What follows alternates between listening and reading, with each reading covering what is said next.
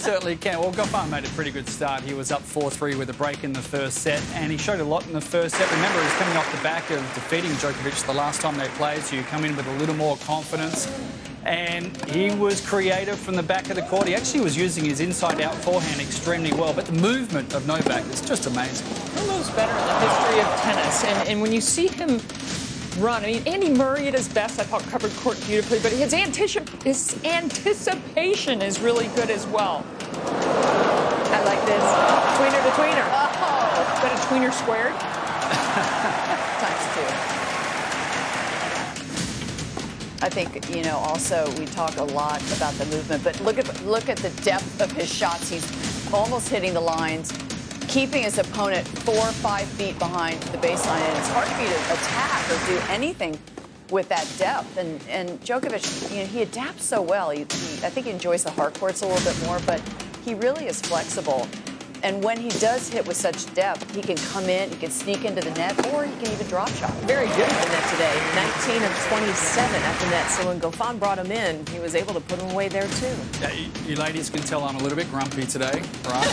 Why is Why that? I'm grumpy is because I'm sick of it, honestly. 10 years of this type of capitulation, and it's not just this match. Goffin's a good player, and it's this generation of 25-year-olds to 30-year-olds that basically walk onto the court against the top 3, the big 3 or the big 4. And the same thing happens, and they have a chance early, and then they get down a break or a set, and they go away mentally. And there's no belief in this generation to actually cause an upset in the Grand Slam. And we've seen it time and time again. It's been happening for the last 10 years. For me, it's really frustrating. There's no blood on the knees. There's no playing to the crowd. There's no protecting the scoreboard. There's no giving everything you can to at least show the crowd that you're going to make a match out of this. It's just going through the motions. And I'm tired of it, honestly. Yes, quarterfinal of the major. I mean, this doesn't come around all the time. Well, let's play like this out of Djokovic. Take us inside the point. That can take away one's belief, deflate the opponent. It starts with the movement, although you say it's the best move. I thought Federer had the best movement. Well, on a grass court, I mean, Federer is hard to beat, but I don't know. From getting from A to B right now, who's quicker? His split steps, everything about his movement is just perfect. His preparation, the timing of his steps. Look at here. He's going to anticipate and cut off. How in the world do you get to this without taking out a chair?